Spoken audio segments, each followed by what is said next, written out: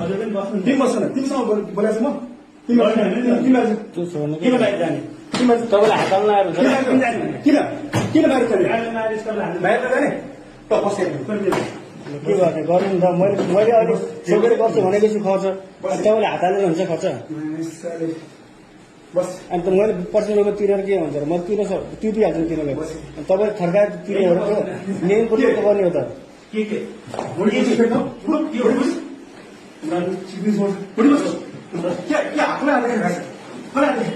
छोडिदिनु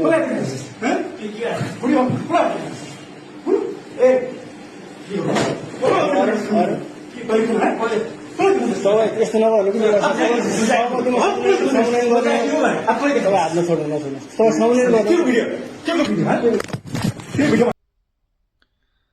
साथीहरू भिडियोमा आफ्नो विचार कमेन्ट गरेर भिडियोलाई सेयर गर्नुहोला।